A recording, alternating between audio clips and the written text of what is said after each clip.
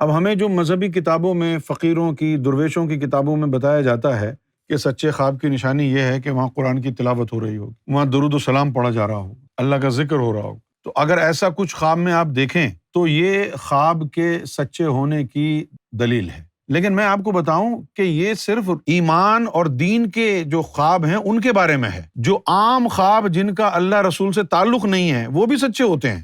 ان کی پہچان کیا ہے؟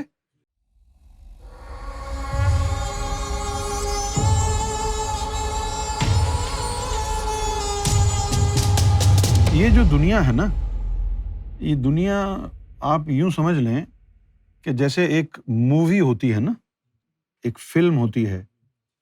جیسے آپ کوئی سنیما میں جائیں، آپ فلم دیکھیں، اس کی اسٹوری آپ کو، اس کے کردار نظر آئیں گے، تو آپ کیا یہ سمجھتے ہیں کہ وہ جو پردے پر کہانی چل رہی ہے وہ اسی وقت ہو رہی ہے؟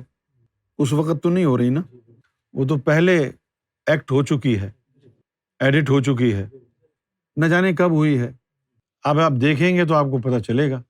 اسی طریقے سے جو دنیا میں جو کچھ بھی ہو رہا ہے نا، یہ پہلے باطن میں ہوتا ہے، بعد میں پھر وہی دنیا میں ہوتا ہے۔ اب وہ باطن ہے کہاں جہاں یہ سب کچھ ہوتا ہے؟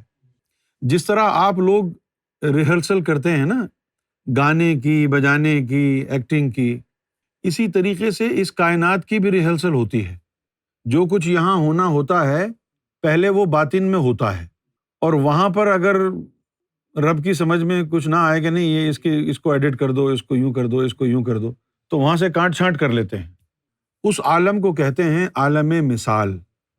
اب جب اللہ تعالیٰ قرآن مجید میں فرماتا ہے کہ اور اللہ تم کو مثالوں کے ذریعے سمجھاتا ہے، تو تم سمجھتے ہو، تمہارے علماء اور ٹرانسلیشن کرنے والے، کہ اگزامپل کے ذریعے سمجھاتا ہے، لیکن اللہ نے یہ نہیں کہا۔ جو مناظر عالم مثال کے ہیں اس کی بات کر رہا ہے اللہ، کہ اللہ تمہیں مثالوں کے ذریعے سمجھاتا ہے، سے مراد یہ کہ جب تو فقیر بن جائے گا تو جو مستقبل میں ہونا ہے وہ اللہ تجھے پہلے دکھا دے گا، تو اس کے مطابق پھر تو کر، اس میں پرفیکشن آئے، یا اس میں اگر کوئی چیز ایسی ہے کہ جو نہیں ہونی چاہیے تو اس کو کاٹ دے۔ تو سچے خواب جو ہوتے ہیں وہ اس عالم سے آتے ہیں، عالم مثال سے۔ اب یہ بہت ضروری بات ہے جس کو آپ نے بہت غور سے سننا ہے۔ اب ہمیں جو مذہبی کتابوں میں فقیروں کی، درویشوں کی کتابوں میں بتایا جاتا ہے کہ سچے خواب کی نشانی یہ ہے کہ وہاں قرآن کی تلاوت ہو رہی ہوگی، وہاں درود و سلام پڑھا جا رہا ہو، اللہ کا ذکر ہو رہا ہو، تو اگر ایسا کچھ خواب میں آپ دیکھیں تو یہ خواب کے سچے ہونے کی دلیل ہے۔ لیکن میں آپ کو بتاؤں کہ یہ صرف ایمان اور دین کے جو خواب ہیں ان کے بارے میں ہے۔ جو عام خواب جن کا اللہ رسول سے تعلق نہیں ہے وہ بھی سچے ہوتے ہیں۔ ان کی پہچان کیا ہے؟ ضروری نہیں ہے کہ ہر سچے خواب میں جس کا دین سے تعلق نہ ہو اس میں درود و سلام ہو رہا ہوگا، قرآن پڑھایا جا رہا ہے۔ قرآن و حدیث، کلمہ طیب کا ذکر ان خوابوں کے اندر صداقت کی دلیل بنتا ہے جن خوابوں کا تعلق ایمان سے ہوتا ہے، دین سے ہوتا ہے۔ اور کچھ خواب ایسے ہوتے ہیں جن کا دین سے تعلق نہیں ہے، آپ کی زندگی سے تعلق ہے، لیکن سچے خواب ہیں، تو ان کی کسوٹی کیا ہے؟ ان کی کسوٹی تو آپ کے پاس ہے ہی نہیں۔ اس کے لیے تو کسی ایسے بندے کے پاس جائیں جو عالم مثال تک رسائی رکھتا ہو۔ وہ سمپلی پوچھے گا کہ ہاں بھائی یہ دیکھو نا ذرا، اس نے خواب میں یہی دیکھا ہے، یہ ادھر سے آئی ہے بات یا اس نے خود ہی گھڑی ہے؟ تو موکل جا کے بتا دیتے ہیں کہ نہیں جی یہ وہاں سے تو نہیں ہے، میں نے کہا جھوٹا خواب ہے جانے دو، اور وہ موکل بتایا کہ ہاں یہ ادھر ہے، تو پھر وہ کہے گا سچا خواب ہے، جو دیکھا ہے وہی ہوگا۔ دین کے خوابوں کی پہچان آسان کر دی گئی ہے تاکہ آپ کو شیطان دھوکہ نہ دے سکے۔ اس کے اندر پہچان یہ ہے کہ ذکر اللہ ہو رہا ہوگا، قرآن پڑھا جانا قرآن اور ہے، اور موٹی سی کتاب دیکھیں آپ جس میں عربی کی عبارت لکھی ہوئی ہے، وہاں دھوکہ ہو سکتا ہے، پتہ نہیں عربی میں گالیاں لکھی ہوں۔ کبھی کبھی شیطان کیا کرتا ہے، موٹی سی کتاب دکھا دیتا ہے اور آپ سمجھتے ہیں کہ قرآن ہے، آپ کے ذہن میں ہوتا ہے یہ قرآن ہی ہوگا، تو آپ خود اپنی سوچ کی وجہ سے مارے جاتے ہیں۔ اسی طریقے سے حضور صلی اللہ علیہ وسلم کے دیدار کے حوالے سے لوگوں کو بڑی پریشانی ہے۔ بڑے بڑے جید علماء گمراہ ہو گئے اس نقطے پر، بڑے بڑے، یعنی ایک حدیث شریف ہے، حضور صلی اللہ علیہ وسلم نے فرمایا من رانی فقد را الحق، کہ جس نے مجھے دیکھا اس نے حق دیکھا، اور شیطان میری تمثیل نہیں بنا سکتا۔ لہٰذا جب یہ دیکھا انہوں نے جب یہ حدیث انہوں نے پڑھ لی، اب سمجھ میں تو آئی نہیں ان کی یہ حدیث، انہوں نے اس کا مطلب کیا اخذ کیا کہ جس نے حضور کو خواب میں دیکھا اس نے سچ دیکھا، کیونکہ شیطان ان کی صورت میں آ نہیں سکتا، لہٰذا بڑے بڑے علماء گمراہ ہو گئے اس بات پر۔ جس طرح ملا جیون تھا ایک دیوبندیوں کا رہنما، اسی طرح مولانا اشرف علی تھانوی صاحب تھے۔ مولانا اشرف علی تھانوی صاحب نے خواب میں کیا دیکھا معاذ اللہ، کہ وہ پل صراط کے اوپر جا رہے ہیں اور حضور صلی اللہ علیہ وسلم پل صراط سے گر رہے ہیں، اور مولانا اشرف علی تھانوی صاحب نے معاذ اللہ حضور کو پل صراط سے گرنے سے بچایا۔ اب ان کو کوئی کیا بتائے کہ یہ خواب سچا نہیں ہے، وہ تو یہ حدیث لے کے بیٹھے ہوئے ہیں۔ اچھا، اب اگر ان سے پوچھا یہ جائے کہ بھائی آپ کو یہ پہچان کیسے ہوئی کہ جس کو آپ نے خواب میں دیکھا وہ محمد رسول اللہ ہی ہیں؟ میں نے آپ کو دیکھا ہے، آپ جب میرے سامنے آؤ گے مجھے پتا ہے کہ آپ ہی ہیں، میں نے دیکھا ہوا ہے نا پہلے۔ آپ نے پہلے حضور کو دیکھا ہی نہیں، پہلی دفعہ دیکھا تو آپ کو پہچان کیسے ہوئی کہ یہ حضور ہی ہے؟ یہیں پر دھوکا ہو جاتا ہے۔ اچھا، پھر ہم یہ سمجھتے تھے کہ جن لوگوں نے ظاہری طور پر حضور کا دیدار کر لیا تھا حضور کے دور میں، تو ان کے خواب میں ان کو دھوکا نہیں ہو سکتا حضور کے نام پہ، کیونکہ انہوں نے تو حضور کو دیکھا ہوا ہے۔ میرا یہ ماننا تھا کہ انہوں نے تو حضور کو دیکھا ہوا ہے، لہٰذا ان کو جو ہے وہ خواب میں آ کے شیطان دھوکا دے نہیں سکتا، کیونکہ انہوں نے تو حضور کو دیکھا ہوا ہے، پہچان لیں گے حضور ہیں یا نہیں ہے۔ اور میرا یہ گمان بڑے عرصے تک رہا، حتیٰ کہ واقعہ غیبت ہو گیا، اور واقعہ غیبت ہو گیا تو واقعہ غیبت کے بعد ایک شخص نے ایک تصویر بڑی عجیب و غریب بنائی، اور تصویر میں بنایا اس نے یہ کہ سرکار بیٹھے ہوئے ہیں اور پیچھے سے کوئی خنجر ہے جو سرکار کی کمر کی طرف اس کا رخ ہے، ایسی تصویر اس نے بنائی۔ اس کا نام تھا منیر میمن۔ تو میں نے منیر کو فون کیا، میں نے کہا یہ کیا بنایا تم نے یار؟ کہنے لگا جی میں نے جو خواب میں دیکھا ہے میں نے تو وہ بنایا۔ تو میں نے اس کو کہا کہ خواب جھوٹا بھی تو ہو سکتا ہے نا؟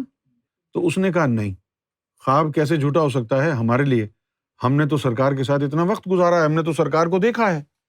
جب اس نے یہ کہا تو پھر مجھے آواز سرکار کی آئی کہ اس کو بولو کہ ہم کو تو تمہاری آنکھ نے دیکھا تھا، خواب میں تو آنکھیں بند تھی، تو ان آنکھوں سے جنہوں نے ظاہر میں دیکھا تھا، خواب میں جب وہ آنکھیں بند ہیں تو پھر پہچان یہ آنکھ کیسے کرائے گی خواب میں؟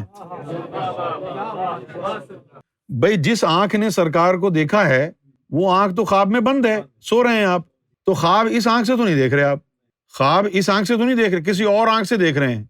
جس آنکھ سے خواب دیکھ رہے ہیں اس آنکھ نے دیکھا ہو سرکار کو، پھر دھوکا نہیں ہوگا۔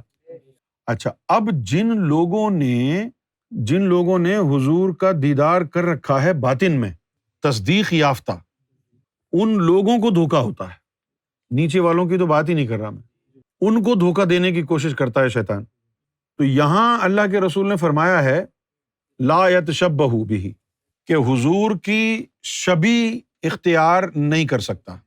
اچھا، اب اس میں بڑی ٹیکنیکلٹیز ہیں، جیسے کہ پاکستان میں ایک بندے نے کیا کیا، یہاں پر اسٹار بکس چلتا ہے نا، تو وہاں اس نے بالکل ساری کلر اسکیمنگ ویسی کی، لوگو بھی بنا لیا اور لکھا ستار بخش۔ تو اسٹار بکس نے اس کے اوپر جو ہے وہ کیس کر دیا، اس نے عدالت میں جا کے کہا بھائی یہ تو میرا نام ہے، میں نے تمہاری کہاں نقل کی ہے، میں نے اسٹار بکس تھوڑی لکھا ہے بکس، یہ ستار بخش میرا نام ہے۔ کاپی رائٹس کے ایشو آ گئے نا، تو کاپی رائٹس میں تو یہ ہوگا نا کہ بھائی اسٹار بکس ہو، لیکن اس نے لکھا ہے ستار بخش، تو چھوٹی موٹی تبدیلی کر کے جو ہے وہ لوگوں کو دھوکا دے رہا ہے۔ اچھا، اسی طرح ہم نے بھی بڑا پاکستان میں دھوکا کھایا۔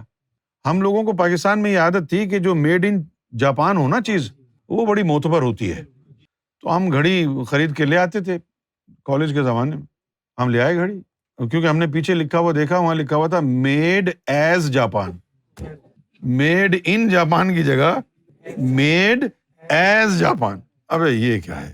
اچھا، اس پہ غور نہیں کرتا آدمی، اس پہ غور نہیں کرتا۔ اب اگر آپ کیس کرنے کی کوشش کریں کہ بھائی تم نے کیوں لکھا ہے یہ، تو کہیں گے جی لکھ کے دیکھو کیا لکھا ہوا، میڈ ایز جاپان، ان جاپان کہاں ہے؟ یہی ٹیکنیکلٹیز وہاں ہوتی ہیں۔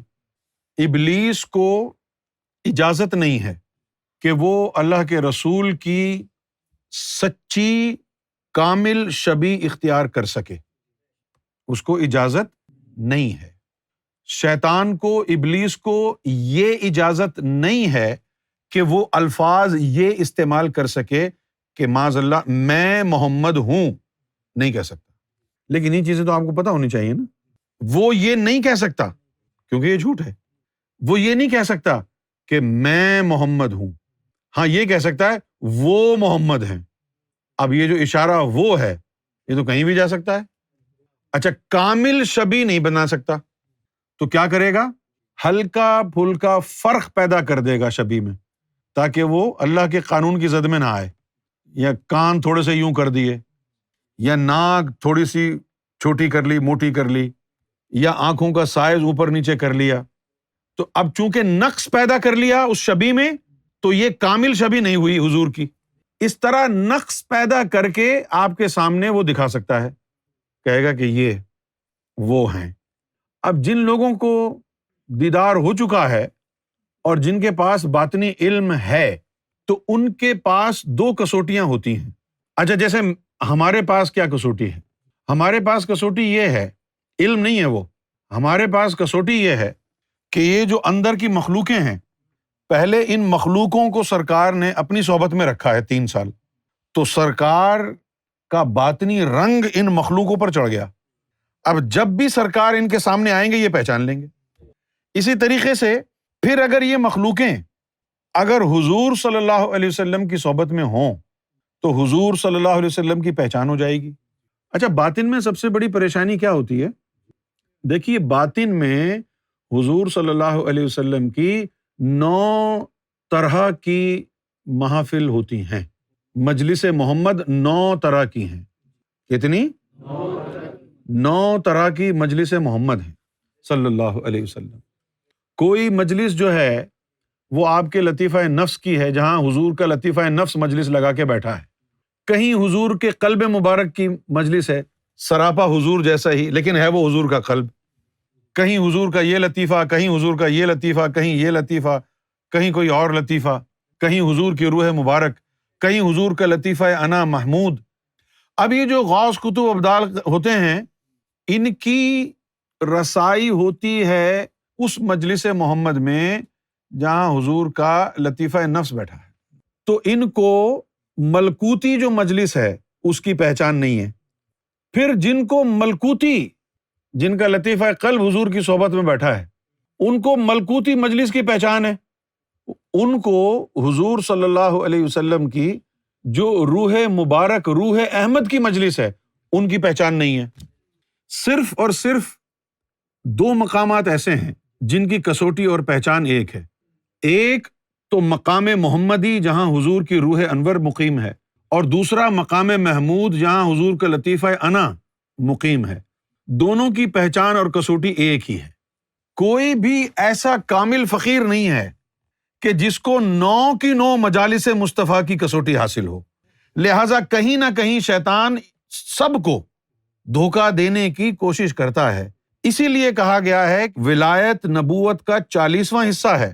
نبی کا ہر خواب، ہر کشف، ہر الہام، ہر القاء 100% درست ہوگا، اور جو ولی ہے اس کے 100 میں سے 40 خواب، 40 الہام، 40 کشوف یہ درست ہوں گے اور 60 غلط ہو سکتے ہیں۔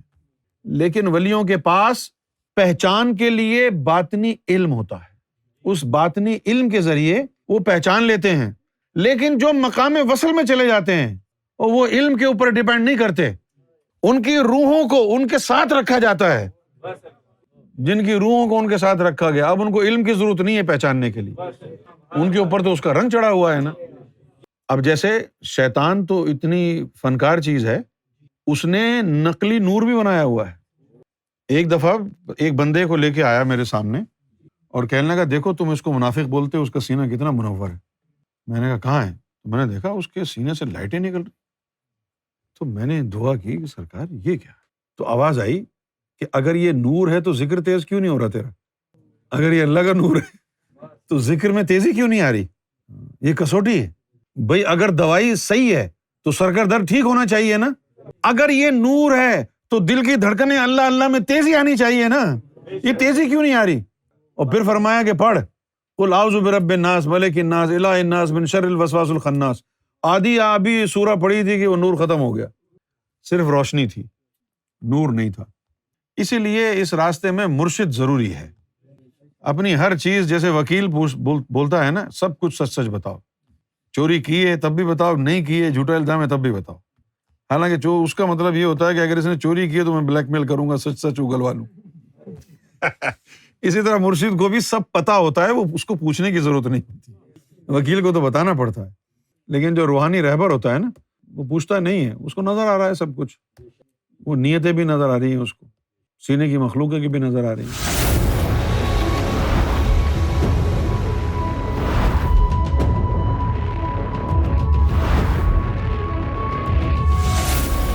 Amra TV, the place to connect with God.